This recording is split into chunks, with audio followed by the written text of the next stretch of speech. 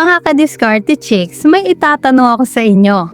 Bakit may mga lalaking hindi naman sobrang gwapo, hindi rin mayaman, hindi rin sikat, pero pagkatapos lang ng 5 minuto pag-uusap, parang interesado na agad ang babae. Samantalang may ibang gwapo, matangkad, maayos ang trabaho, pero pag-uwi ng babae ang nasa isip niya lang, okay naman siya, pero parang may kulang. Bakit ganon? Ano ba talaga ang unang napapansin ng babae? Mukha ba? Pera ba? Damit ba? Kotse ba? Mga ka-diskarte chicks, ngayong video pag-uusapan natin ang psychology ng first impression. Dahil minsan hindi ka nire-reject dahil hindi ka gwapo. Hindi ka lang nag-iiwan ng tamang impresyon sa unang pagkikita. Kaya kung gusto mong malaman ang mga bagay na talagang napapansin ng babae sa loob pa lang ng unang ilang minuto, tapusin mo ang video. Dahil baka isa sa mga ginagawa mo ang dahilan kung bakit hanggang friend ka lang.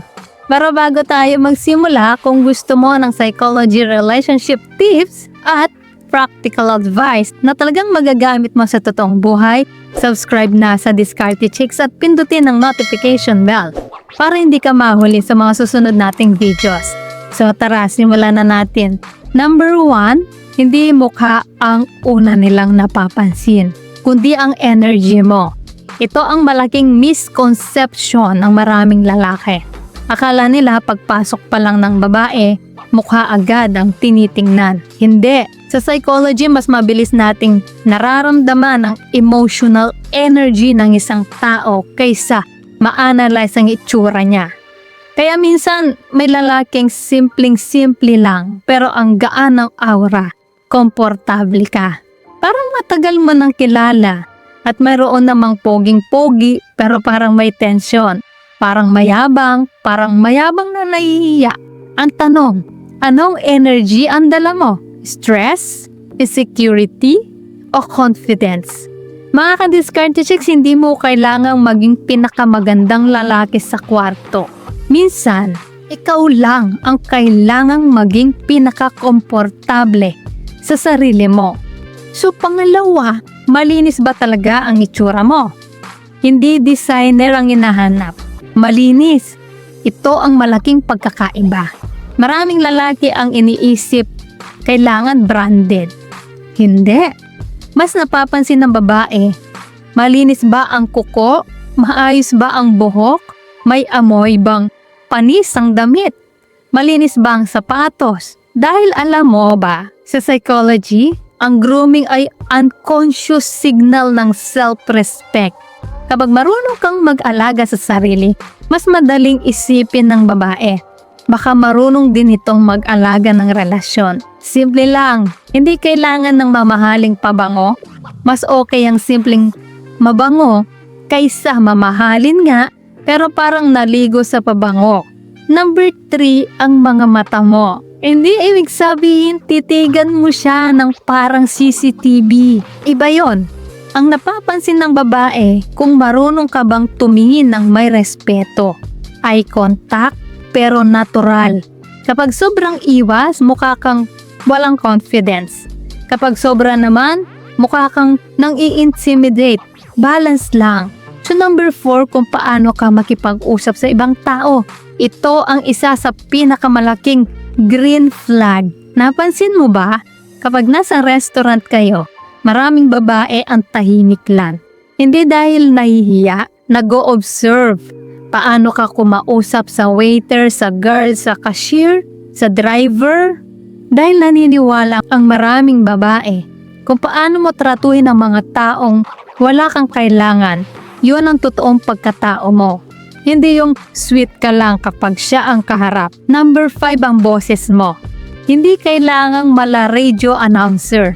Pero napapansin nila, kung kalmado ka, may mga lalaking halos sumigaw magsalita. Mayroon namang parang kinakain ng salita. Kapag relax ang boses, mas kalmado ring pakinggan ang personality mo. So number 6, ang humor mo. Hindi kailangang comedian. Ang gusto ng babae yung marunong kang magpatawa. Nang hindi nang lalait, nang hindi bastos, nang hindi ginagawa siyang punchline. Ang taong marunong tumawa, mas madaling kausap, mas madaling maalala. Number 7, kung ikaw ba ay desperado. Ito ang hindi alam ng karamihan. Hindi kailangang sabihin na in love na ako. Ramdam agad yon. Kapag bawat segundo ikaw ang naghahanap ng validation, ikaw ang todo impress, ikaw ang todo explain, nagiging pressure yon. Ang confidence hindi maingay, hindi nagmamakaawa, hindi nagmamadali. Sa number 8, kung may direction ka sa buhay, hindi ibig sabihin milyonaryo. Ang gusto lang malaman ng babae, may plano ka ba? May pangarap ka ba? O araw-araw, bahala na. Napaka-attractive ng taong alam kung saan papunta ang buhay niya. Hindi dahil mayaman siya, kundi dahil may direction. So number 9, kung marunong kang makinig, ito ang madalas nakakalimutan. Akala ng lalaki kapag marami siyang kwento, mas impress ang babae. Hindi. Mas naaalala ng babae yung taong pinakinggan siya. Yung hindi puro sarili ang bida. Sa psychology, mas gusto natin ng taong nagpaparamdam na mahalaga ang sinasabi natin. So number 10, ang kumpiyansa mong hindi mayabang. Ito ang pinakahuli, pero ito rin ang pinakamahalaga. May confidence na nakakagaan. May confidence na nakakainis. Ang tunay na confidence, hindi kailangan ipagsigawan. Hindi kailangan sabihin, marami akong babae. Hindi kailangan ipakita lahat ng achievements. Tahimik lang, pero sigurado sa sarili. At alam mo ba, yan ang confidence na pinakamahirap pekein. Mga kadiskarte chicks, kung may isa kang dapat tandaan ngayon, ito yon. Hindi ka agad hinuhusgahan ng babae base lang sa mukha. Mas mabilis niyang napapansin kung paano mo dalhin ang sarili mo, kung paano ka magsalita, kung paano ka rumispeto, kung paano mo trahutuhin ang ibang tao, at kung gaano ka kakomportable sa sarili mo. Dahil ang unang impresyon hindi lang nakikita, nararamdaman. Kaya sa susunod na may makilala kang babae, huwag mong isipin, paano kaya ako magmumukhang gwapo? Mas magandang itanong mo, anong pakiramdam ang iiwan ko sa kanya pagkatapos naming magkita? Dahil iyon ang mas mahirap kalimutan.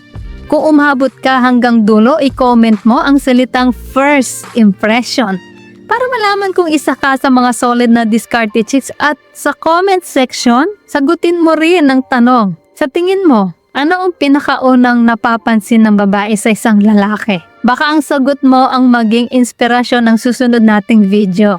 Kung nagustuhan mo ang content na ito, huwag kalimutang i-like, share at mag-subscribe dito sa Diskarte Chicks. At tandaan, hindi mo kailangan maging perpekto para mapansin.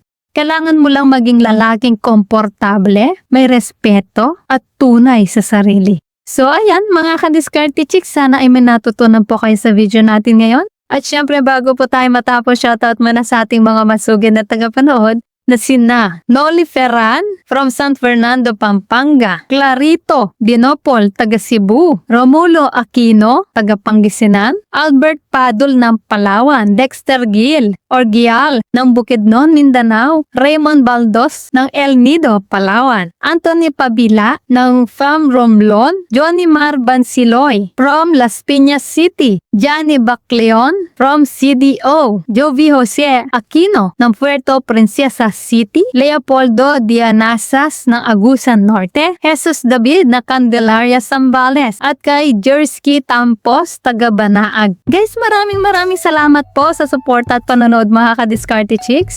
Dahil po sa inyo, patuloy at lalo po akong ginaganahan gumawa ng mga content na makakatulong at makakaaliw. At para naman po sa mga hindi pa na siya shoutout, gusto mong ma-shoutout sa next video, i-comment lang ang hashtag #KadiskarteChicks at sabihin ko ng topic ang gusto mo pag-usapan natin next. Kung nagustuhan mo ang video na ito, ay huwag kalimutang mag-like, mag-subscribe at i-share ito. So guys, this is Diskarte Chicks, your love mentor na lagi nandito para sa mga diskarteng pag-ibig. Kita-kits sa next video. Maraming salamat sa panonood. Ingat kayo palagi. Let's spread love.